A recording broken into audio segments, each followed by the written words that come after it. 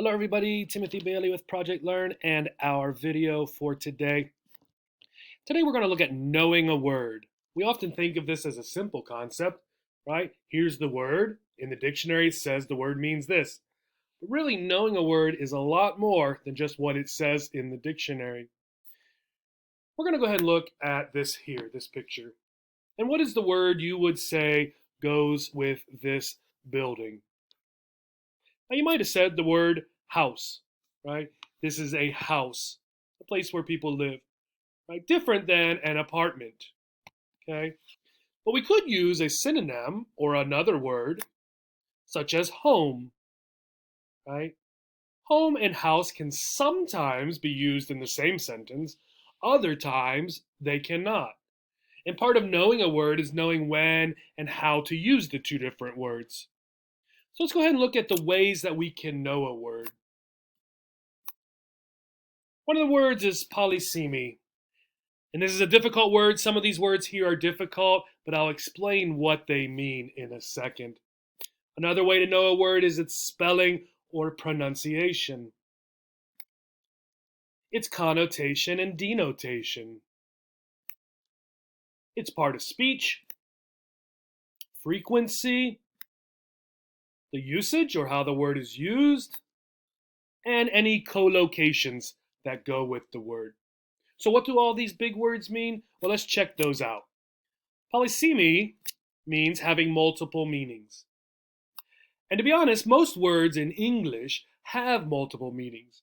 It's very rare when you look up a word in a dictionary and it says the word means this and only this, right? Again, this is what makes English difficult. The word home, for example, you can see for the noun we have one and then two, and there are more because the adjective starts at 12 and 11, and we go all the way down through the adverb with 17 different meanings for the word home. Now, some of these meanings are very close, they're very similar, others are quite different. Okay, so it just depends on the word. What we looked at just a second ago was this first one: home, a house or an apartment or other shelter that is the usual residence of a person, family, or household. So right away you can see that home and house, right, are synonyms, the same, right, in this sense. But house and apartment are different, whereas home and apartment can be the same, okay? So multiple meanings, right? Knowing perhaps the most frequent, the most used meanings of a word. Or if you are reading something that has a vocabulary word you don't know, understanding the word in that context, right? What meaning are they using in this sentence? Spelling and pronunciation. So here we have the word house, and this is how you pronounce it. House. Okay? My parents live in a house. So I need to know how to spell it. House. I need to know how to pronounce it, how to say it. House. Okay? Let's look at this. Here we have a library, and here's a sentence. Public records are housed on the third floor of the library. Well, already, and we're going to get to part of speech, you can see that this is not the same as this. Here we have article noun. Here we have be verb, verb, right? So two verbs here. Adding the ed also changes the sound for the s. So it is not s, it is z. Housed. Okay? Housed. Now, this is not near as frequently used as this. However, you might be reading, right, or listening to a speaker, and you might see or hear this, right? And you need to know that in your mind, when you say it to yourself, the pronunciation is different. Connotation and denotation. Here is home. The two definitions here, and there were more, these are the denotative meanings. This means what it tells you in the dictionary. And often when a teacher or someone wants to see if you know what the word means, this is what they're talking about. But cultures also have another understanding of a word, and that's the connotation. So there's a difference here between home and house. House, right, doesn't have the same connotative meaning as home. Home often has feelings of family, right? We see up here affection, right? You might say love, you might say warmth, you might say sympathy, all of the feelings that it has, that you have being part of a family, right? And you put those in the place. And that is what we call a home. A good example would be two different people you might have at your door to your house. One might be the man delivering a package, right? And you might tell him to just leave it at the house, the package. Maybe you're talking to them on the phone, right? I have your package, Timothy. What would you like me to do with it?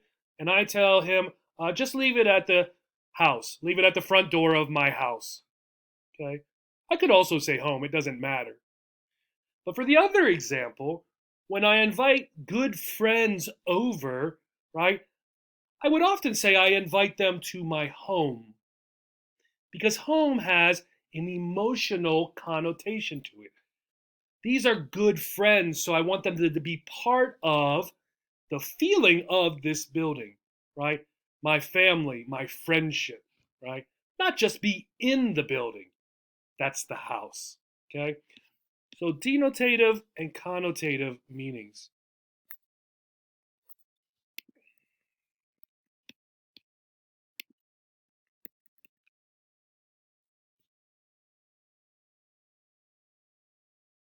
All right. Part of speech. These are the things, nouns and verbs and adjectives and adverbs, and there's a few others.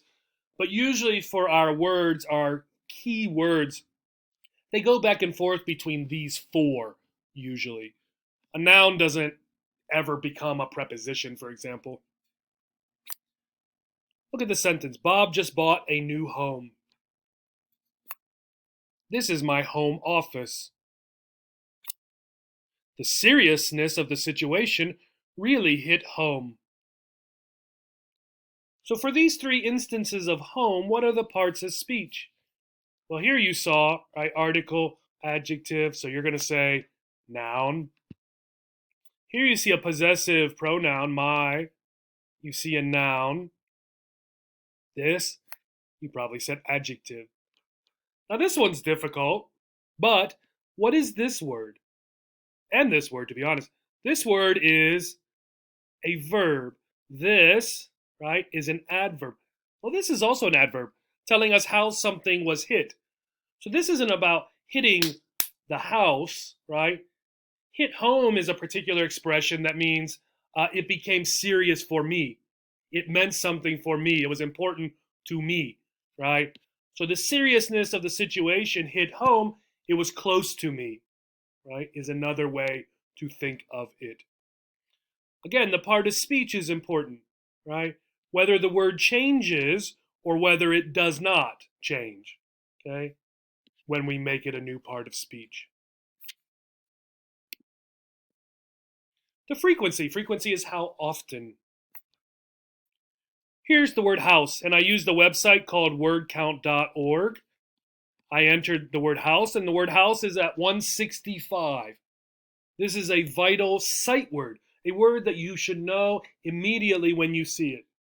And you probably do. You probably learned it if you learned English in school when you were quite young. If you learned English when you were adult, you would have learned it when you were first beginning English, probably. Okay. Same for home, right? Both of those are very frequent words. So they're words you probably already know. Another good thing to use is what's called an n-gram viewer. And I'm using two words, domicile and home, right? Domicile means a place to live, a house.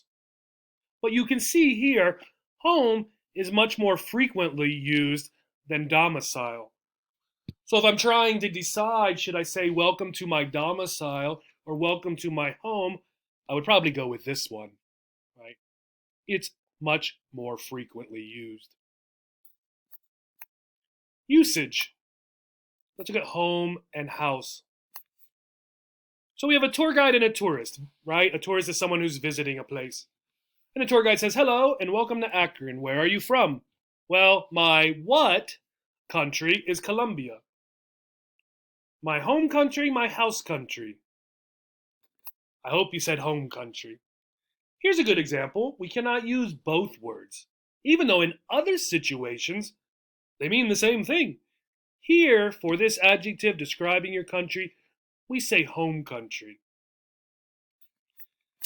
And the last one, collocation. And collocation includes sort of idiomatic expressions and just frequently occurring words. Words that occur often together. So we have home and we have house. Home, we have something like at home. And this is more than just the preposition and the noun. If I say I feel at home in the office, it means it feels comfortable. Bring home to, right? So to bring something home means to make it clear, make it understood. A broken home, this refers to a home where there are serious problems of some kind in the home. Home cooking, so made at home. And homemade, made by your hands or made from scratch. And the difficult thing here is these two sound very similar, but here we have two words separated. Here we have two words together making a compound word. What about house? Well, we have things like bring down the house, right? To be super exciting or fun or a crazy time, right? You brought down the house, made people excited or laugh or go crazy. Clean house. If the CEO, the person who owns a company, cleans house, she gets rid of everybody, fires them all, they're all gone, right? Different than when I'm home, I clean my house, okay? Housework, cleaning the house, so the work around the house. A stay-at-home dad or a stay-at-home mom, right? Their job is things at home.